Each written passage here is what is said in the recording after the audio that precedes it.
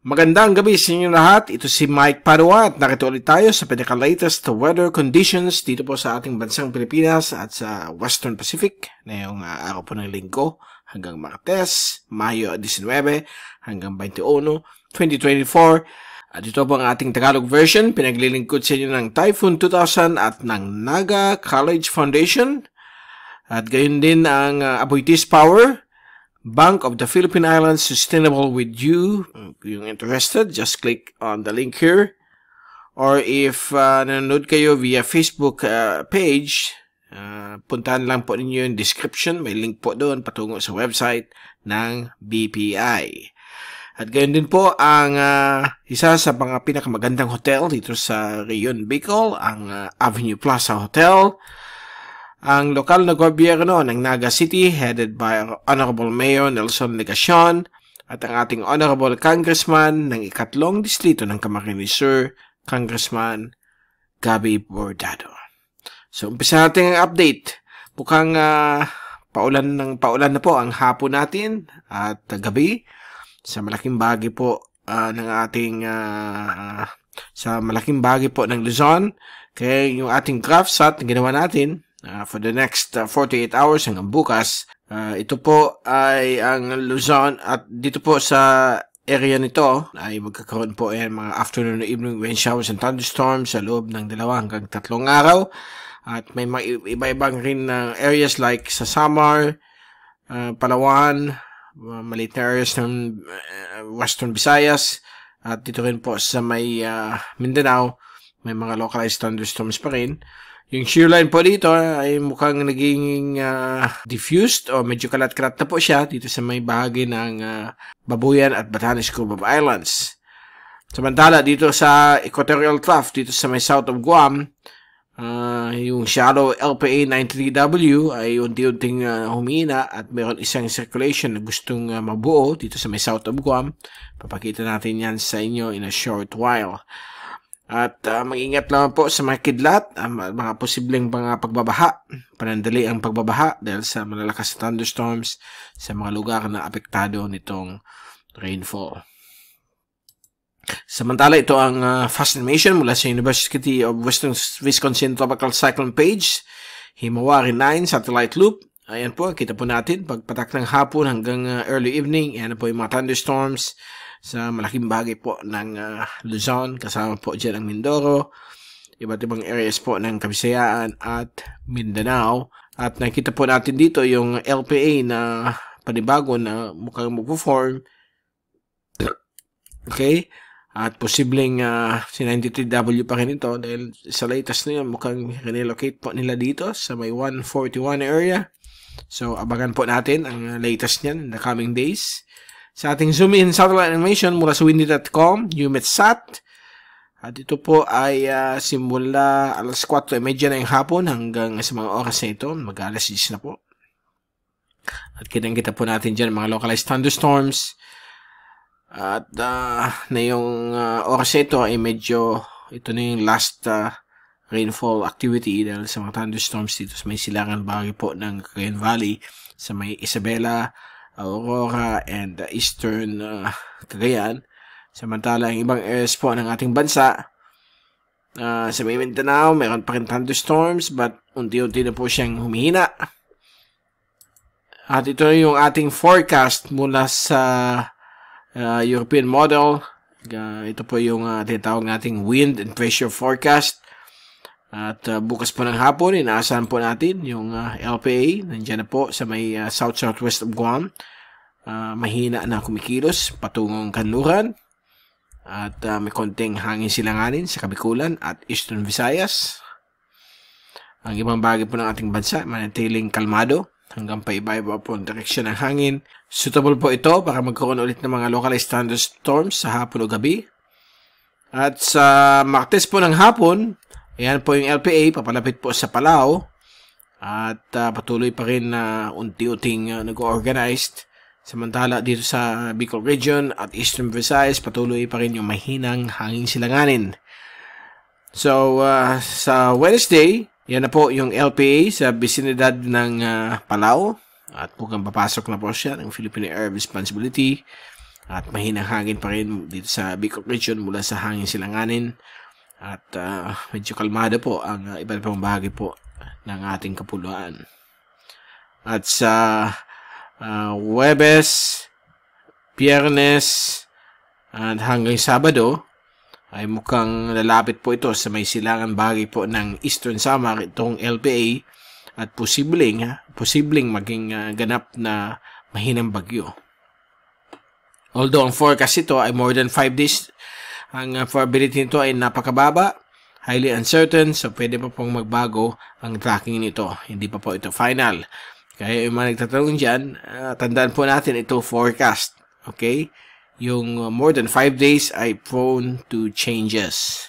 Hindi pa yan sure, at paiba-iba po ang tracking yan hanggang sa 24 oras or 72 oras lang po ang natitira sa forecast nila po. Sa katotohanan ay medyo malapit na po yan. Ang probability ay napakataas. At ito po yung sa linggo, May 26, mukhang magiging depression po siya. Isa po siyang maliit na bagyo based sa European model. Dadaan po sa Albay Gulf. At sa gabi po ng May 26 or early morning ng Monday, May 27, ito po ay maglalandfall sa may Catanduanes at lalabas po sa may coastal waters o coastal areas ng Partido District. Yan po ang Caramuan at Garcitorena. And then sa Lunes, May 27, next week po yan ha. Nandiyan na po siya sa may coastal waters ng Daet, Camarines Norte, papalapit po sa Pudillo. And then sa Martes, yung ikasampung araw na forecast, maglalandfall po siya sa may Southern Aurora. At nakita po natin dito na talagang magbibigay ng malalakas na ulan dito sa Kabikulan at Quezon, kasama po ang Aurora for next week or next weekend. So yan po ang abangan natin. But gaya ng sinabi ko, ang probability at uncertainty nito ay napakataas at yung probability ay napakababa. So pwede pa pong magbago yan. So abangan po natin yan in the next couple of days. Samantala, ang American model ay mukhang mapaaga ito. Okay? Dahil po sa Thursday, Friday, at Saturday, papasok lang siya ng PAR at mag-record na po siya. At wala po itong effect sa ating bansa. At mukhang hinihintay po natin ang blending ng models. So kung titingnan natin lahat yan ng mga computer models, mukhang ganito po ang mangyayari. Pag ganyan siya. And then, ganyan po. So, kung ito ang American model, ganyan siya.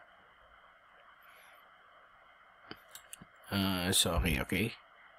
Ito yung American model, parang dito siya. Pag ganyan. While yung European model, talagang pag ganito siya. So, hindi pa po natin alam kung saan talaga pupunta itong weather system ito. So, we will keep you updated. Ang importante, ang abangan natin yung pag-blend ng models. Kailangan mag-blend po yan para makita natin kung saan talaga ang tunay na track nito. Hanggang sa ngayon kasi, medyo hiwalay pa yung track nila. Usually, pag more than 3 days, gaganyan talaga yan. Kasi computer models lang yan. Okay? Ang pinaka mataas na accuracy yung within 3 days. Kaya makita niyo lahat ng mga track o forecast ng mga nakakang bagyo, basta within 3 days magkadikit na po yung computer models. Blended na sila. So, yan ang importante. Yan ang babantayan po natin. But so far, it still remain uncertain. Okay? Kung saan po siya pupunta. Abangan na lang natin pinaka-latest niyan in the next couple of days. So, ito po ang tracking ng European Model Ensemble. At nakita po ninyo na mukhang LPA lang po siya o mahinang depression. May mga pailan-ilan na mukhang magiging tropical storm. Okay, 990 to 1002. So, yan po ang babantayin po natin sa mga susunod na araw. So, sa ulan, bukas ng hapon, naasahan pa rin natin mga thunderstorms sa malaking bahagi po ng Luzon, kasama po ang Kabikulan at Mindoro. The rest ng ating kapuluan, medyo may mga chances rin ng mga isolated rain showers o thunderstorms but not much. So, sa Luzon lang talaga nakatutok. Pagdating po ng Martes ng hapon, yan pa rin mga thunderstorms sa Luzon. Southern Luzon, di masyado, but there will be some chances din dito sa may Bicol region. Okay. Mindanao, sa may Central Mindanao. At si Miyerkules ng hapon, yan na naman po ang mga thunderstorms sa malaking bagay po ng Luzon, sa may Central at Northern Luzon. Posible din po sa Metro Manila at Calabarzon. At dito rin po sa may Bicol region. So, abangan po natin yan sa susunod na 3 araw. Kaya kung titingnan natin yung rainfall accumulation forecast for the next 3 days, yung mga araw-araw na ulan, pag kinumbine po yan, pag-accumulate, ito po ang kulay niyan. Okay? Nasa more than 40 millimeters. Mostly nasa Luzon. At dito rin po sa may Soxygen at Moro Gulf. Diyan po yung mga thunderstorms na inaasahan. Meron din pong probability po sa Kabikulan, but napakaliit lang po yan, at sa Mindoro. At bago tayong paalam, ito ang latest wave forecast hanggang sa Miyerkules. At nakikita po ninyo yan na walang pagbabago hanggang Miyerkules. Manatili pong nasa more than 1 meter po ang laki ng alon, or hindi po siya lalampas ng 1.5 meters. So napaka light, okay, o slight ang alon, suitable sa mangisda at pag travel po sa karagatan, lalong-lalo na po dito sa may Central Philippines, okay, sa may inland waters, ay mula kalmado hanggang 0.3 lamang po ang laki ng alon, di pa nga umabot ng 1 meter. West Philippine Sea, kasama po ang Calayan Island Group, ganun din po. Ang alon po ay mula 0.4 hanggang 0.5, below 1 meter pa rin ang alon. So, napakaganda po upang mag-fishing at mag-travel by sea. So, yan muna po ang ating latest na yung weekend ng May 19, at babalik ulit tayo sa kaligitnaan po ng susunod na linggo. So probably sa May 22 o 23, pakibigay sa inyong pinaka-latest sa situation po sa Western Pacific kasama po Pilipinas, lalong-lalo na po yung posibleng pag-form ng isang LPA na sana hindi po mag-landfall sa Pilipinas at maki-curve. So bantayin po natin yan. Again, maraming salamat po sa pagpunod ninyo. Mag-ingat po tayong lahat at God bless po.